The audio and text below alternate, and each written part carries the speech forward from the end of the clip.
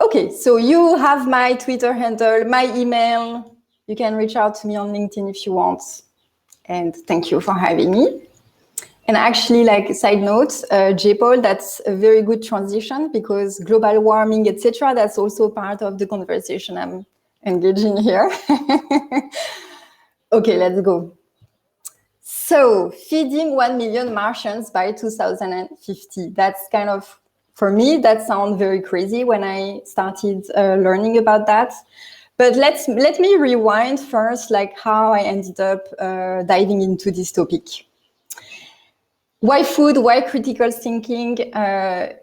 This all started, I think, my interest with criticizing, like, and getting more aware of, you know, what I eat, what is on my plate, what I bring in my mouth. I think this movie, Matrix, and this specific scene, I'm not sure if you all know about this movie, but like basically the Matrix is telling my brain that this steak is juicy and that is delicious, etc. And I could not prevent myself from bringing a lot of comparison with how we are brainwashed in school of how to eat in a certain way and how certain animal products, not to name them, are, you know, contributing to your health and your growth, etc. And so from this movie and from like this has been enlightening to see the world through different lenses. And why food? I care about food. I discovered that a bit late. I didn't necessarily grow up like with my parents cooking with me or anything like that. But I found this is such like a world where we can explore and, you know, all the senses are engaged. And I just found it super interesting to create and connect the brains and the hands at the same time, like similar to making and designing. So the trigger actually, oh, this is not working.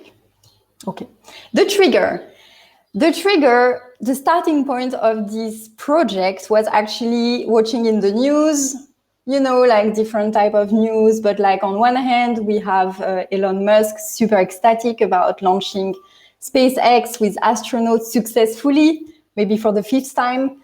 And then on the other side, we had like some people in India, like building like open air crematoriums because they could not cope with the COVID crisis and their hospital didn't have enough resources. And then back and forth, I was like, there is something wrong about that. I don't get it. It's really not right. What the fuck? So then I started digging, okay, why SpaceX? Why Elon Musk is interested to go to Mars? And what's going on, you know, with this topic? And I realized by diving in, so we are here on Earth, this is Moon and Mars here. And actually, like the arguments of someone like Elon Musk, I found this fascinating, is that, okay, the universe is 13.8 billion years. Okay, this is not going to help you very much on your everyday basis. Our galaxy, the Milky Way, 13.5 billion years. And the solar system, 4.6 billion years. Okay, then till now, I think everything is pretty okay. But then like the information that I found quite interesting is that in 500 million years, like this sun that you see here is going to expand so much that all the oceans on Earth are going to be evaporated, which will make life on Earth impossible. So then like you might think, well, is like 500 million years our priority right now when we can consider about world crises such as, you know, food hunger or climate change, global warming, or different type of wars happening in the world. So like those are happening now. It's like, you know, within decades, not like within billion years. So I found this also quite interesting, this dichotomy between those two realities. So it's kind of Mars versus Earth. like, what about then going to Mars? Like, life is not yet possible there.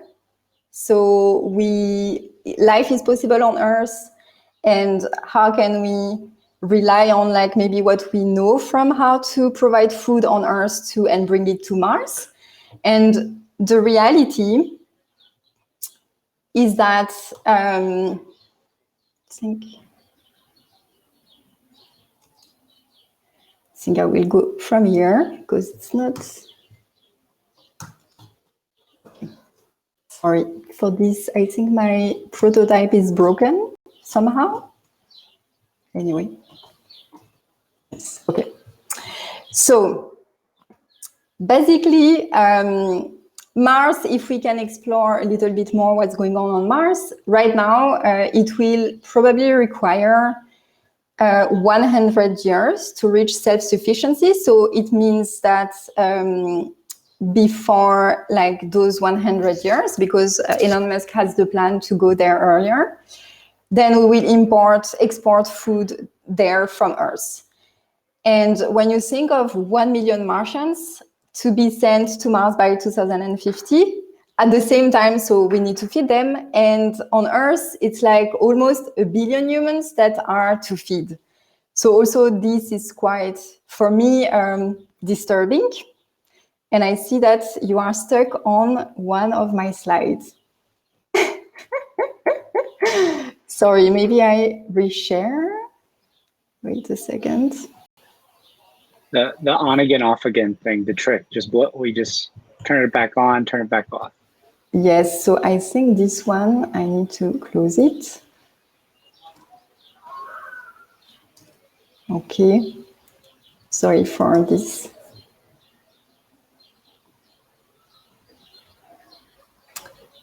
Ah, perfect. So let's go back. Yes.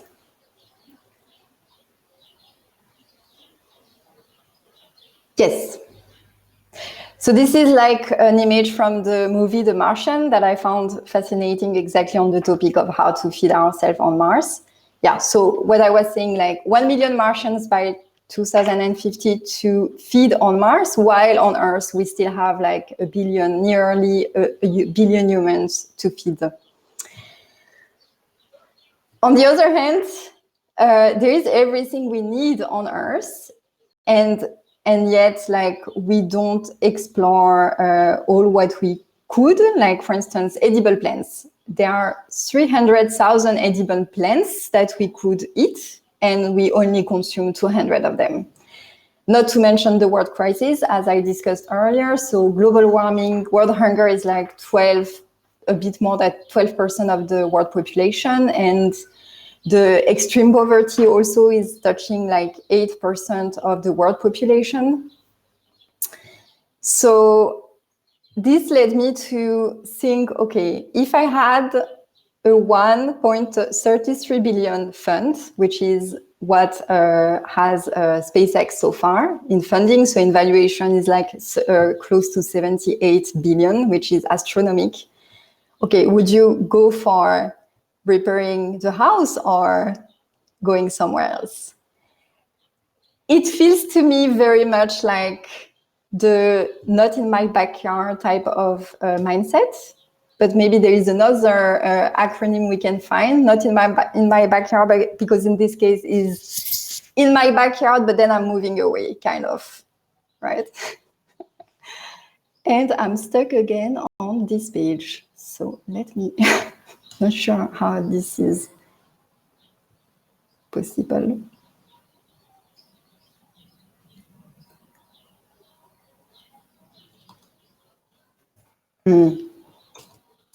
Sorry. It's okay. Is in Figma too? Is there an option to show a PDF maybe? Yes, I guess. But I have some GIF coming at some point. Okay. Okay. Let me see if I can fix that quickly. Yeah. Okay. Maybe I just go from the. Oh yeah. Okay. It also might be because sometimes I'll have this issue on Zoom or Airmeet. If I have this up and then something else up, it'll go slow. Figma will run really slow.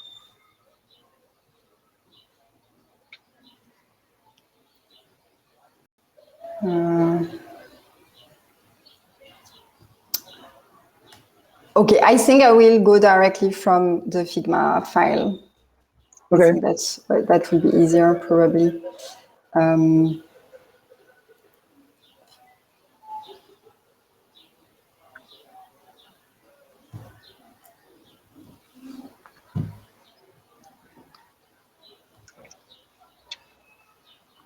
Okay.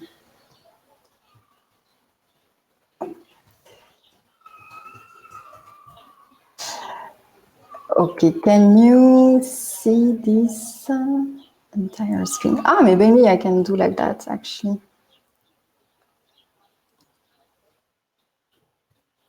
Okay. Yep, I can see yours now. Yep.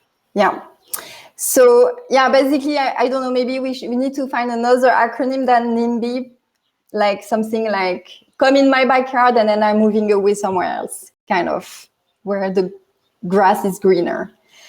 So from there, I wanted to explore alternative scenarios. So if life on Mars, basically like the options, like we can potentially like develop some food on Mars, but like this will take 100 years to be self-sufficient. So in the meantime, we have to find alternative solutions. At the same time, we have, in terms of realities, we are already considering embedding some technology in our bodies, or we are also considering, this is the work from Angelo Vermeulen from the Netherlands. He has developed an ecosystem where actually the plants can cool down a computer, and then the computer with the warmth of the machine can actually like help the plant to grow. So I found this one quite fascinating, sorry. So, okay, from there, this is kind of the reality already. And science fiction, you might know Mad Max, like this symbol of the woman and the production of milk, and also the heirlooms, like collecting like ancient seeds, and like what can we learn from that?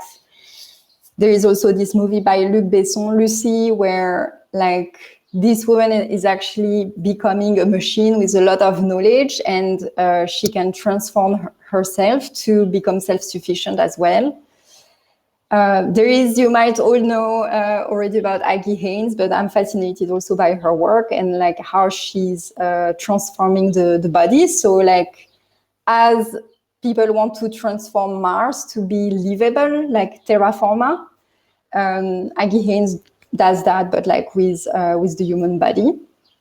And then there is Amy Mullins, which is, you also might know her since it's like a quite famous woman also in this speculative design community. So she is actually like a world record breaker athletes, like Paralympic athletes. And she has 12 pairs of legs, prosthetic legs.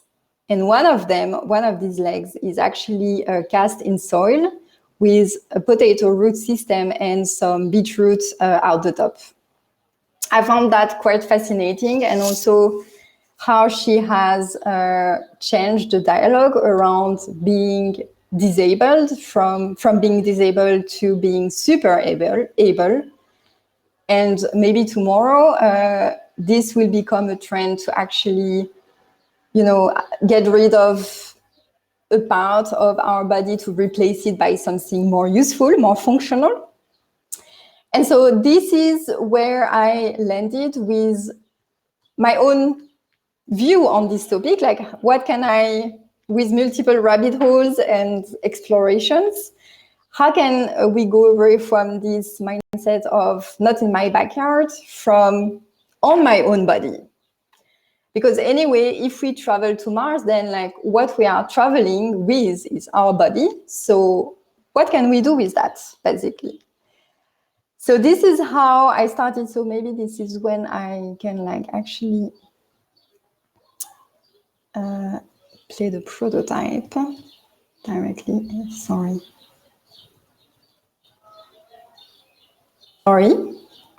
Here. Yes. So what about growing food on our own body? Yes. So for instance, we can have sweet peas growing from the back. We can have, no, doesn't want to work, I think, today. Oh my God. Okay, we also have long beans, maybe from the scalp of the hair. We have sprouts growing from the ears. Why not? Or cress growing from the nose. We have hairs anyway in this place, so that could be double function. What about we have also small eggplants, you know, growing out of the legs. I think that could be very aesthetic as well. Or lychee under the tongue, very comfortable. And this was, without the GIF, it's not really working, but basically the beetroots could also grow from the vagina. We have rambutan, this hairy fruit. It's very similar to lychee. And last but not least, we have the turmeric. You want to make any soup, or you can pair it with your makeup if you want to. So yeah, that's my proposal for how to grow food on my own body, and how this can open the dialogue to criticizing and opening our minds to what's going on with Mars, with Earth, with the food we eat, the food system, the food chain. And so my question to you guys is that, okay, if not food and Mars might not be your topic right now, what is it that you are questioning about our world? I'm interested about your answers. Thank you.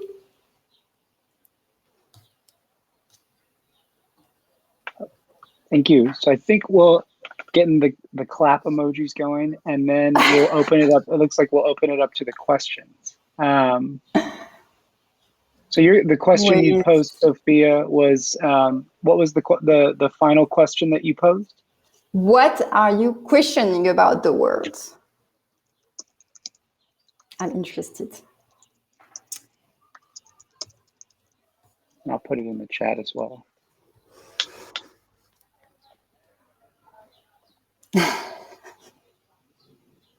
You have seen this story before. Interesting. Someone answered everything.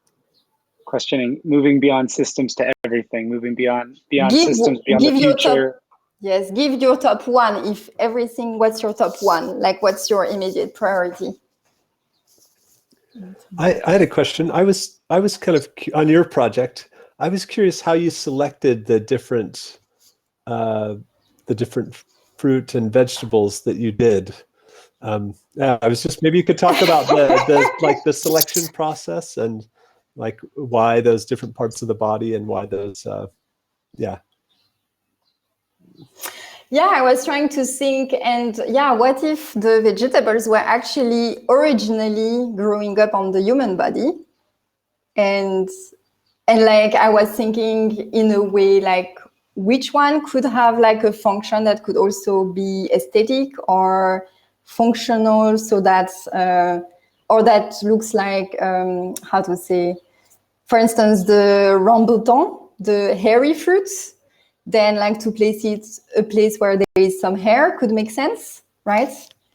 Or for instance, the beetroot, just the color of it, and thinking of menstruation. So I found a lot of correlation or or like the turmeric was quite funny because it really looks like fingers, you know. So yeah, it was just from the idea of like, and what if the vegetables were originally growing up on the human body?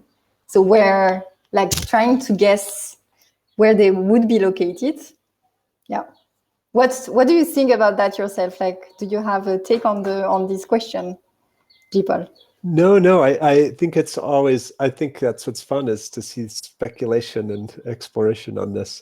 But I think it's always interesting. Yeah, what would you need? Would, you know, do we only need calories, or actually this is a much more diverse, you know, palette or kind of collection of food than I imagine, you know, might happen initially. So I think that's fun to think about. Yeah, what do we actually want, or what do we need, and what does a diverse diet look like that we can grow on the body? Yeah, so I just think that's always fun to see how things are selected and how those choices are made, and yeah, and what, you know, the little bits of science that may point to, yeah, to a particular part of the body, or a particular vegetable or something. So thank you. Yeah. And thank you for your question. To build on that too, someone in the chat had said your project reminded them of, in the movie The Martian, the main character would grow potatoes with the other astronauts' waste. So thinking about the regenerative system of using the other astronauts' waste to grow his own food, and it made me think about if you showed in Mad Max how the women were used just for milk, just for one item or one vegetable or one type of food output.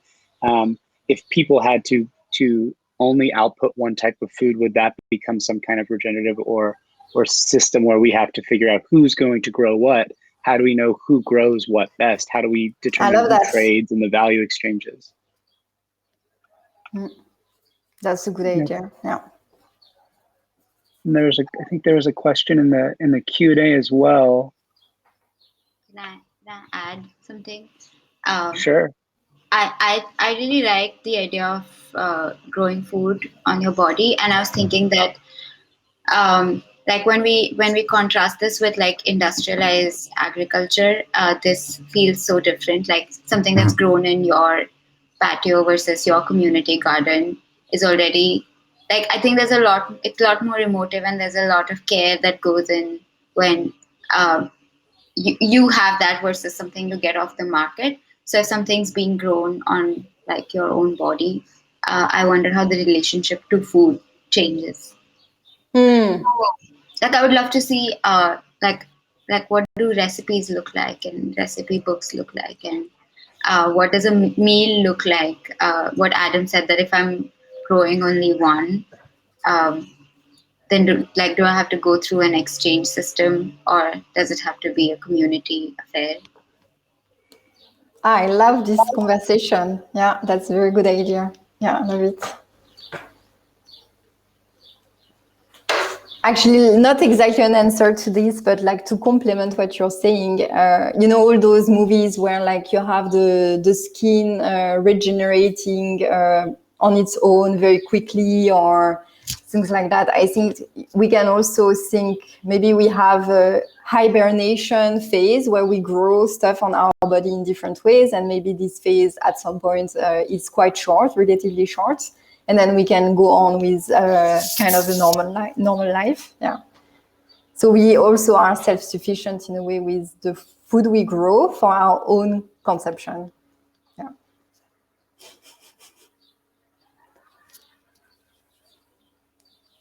I think there's there's one more question in the Q&A before we jump back into the main session. The question was around how with the speculative visions that you proposed through your photographs of the different types of vegetables that could be grown on the body, the different parts of the body, thinking about how the intent could be good or bad. If you've thought about the impact of growing particular vegetables or fruits on your body, how could we possibly support more consequential or anticipatory? I think the question is how to support more consequential or anticipatory visioning to use the visions to propose these future visions to propose solutions to present issues.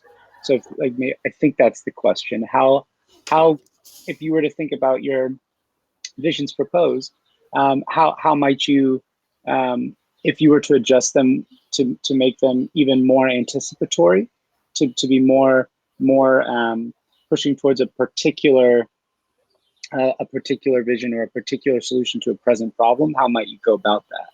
I don't know if I adequately asked the question, or if what I just said made any sense at all.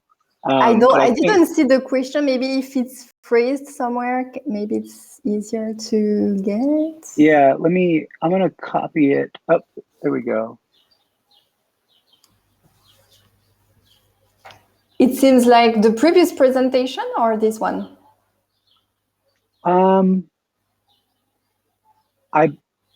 I think the question is for how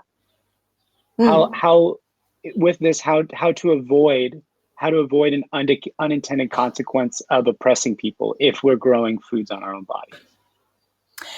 So I feel the same goes with collective garden or even urban areas. Like I know in Detroit, there is this guy who decided to grow kale around the blocks so people can just access the food for free. So I think it's something similar. Like there is this, let's say, intrinsic rule that this is for the good of everyone, but like primarily the one who are cultivating them on their own body. If there is more to redistribute, then that might contribute the whole community. So kind of like I would say the similar rules could apply than a collective garden.